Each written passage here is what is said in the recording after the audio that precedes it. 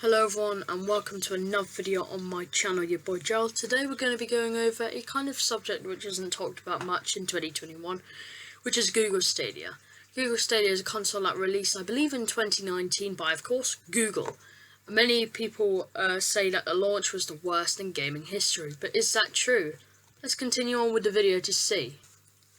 Now, if you don't know what Google Stadia is basically a cloud gaming console where basically you're streaming games to a selected device, a laptop, a phone, tablet, whatever else you have that has access to Google Chrome, you can play on it, which is really cool, but Google kind of messed up their plan.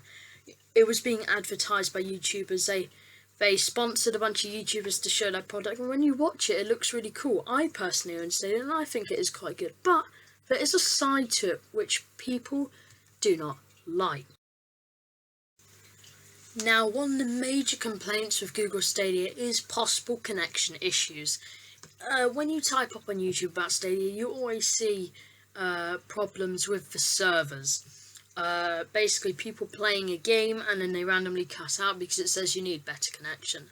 Many people have not experienced this, many people have experienced it. It is an odd mystery that's kind of going on in the Stadia community, but that is a major reason why Google Stadia hasn't been that popular, because around the community there's always been a belief that the connection to the servers is not strong enough to supply a good gaming experience.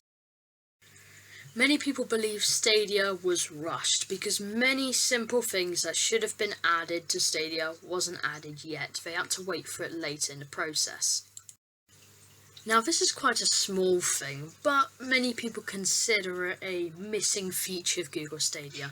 As you can see, this looks like a normal image of the Stadia home. If you look top right, you will see a search bar being circled around with a blue felt tip, and the reason is at launch Stadia didn't even have a search bar, so you couldn't search for a specific game. You had to look through the library and find a game yourself. This is an example of a rushed compound of Google Stadia.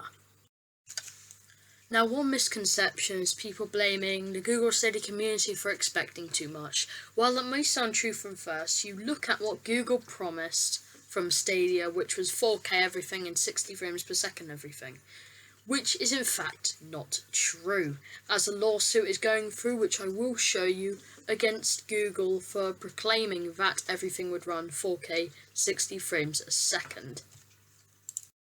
This is going to be my final point, but personally I think it's a simple answer. I do not think Stadia failed. I think the creators of Stadia kind of failed themselves by proclaiming it can do all of this amazing things, which if you proclaim Stadia in the correct way, people would still be interested. But because you said everything would run in 4K 60 frames per second, that has resulted in a lawsuit. So basically the whole point is that Stadia was a good idea, but it was executed poorly, extremely executed poorly. That is the overview, there's no other reason. Now, should you get Stadia today? Yes, it's only about £90, 89.99 British pounds, or about $100. And for that, you get quite a good gaming experience. And from my personal perspective, Stadia's actually okay. Now, thank you for watching. If you're interested in more Stadia-related content or gaming-related content, please smash that notification bell as well as subscribe to join my channel. Like, but if you want to dislike, but I very much appreciate you liking or subscribing. Anyway guys, see you in the next one. Goodbye.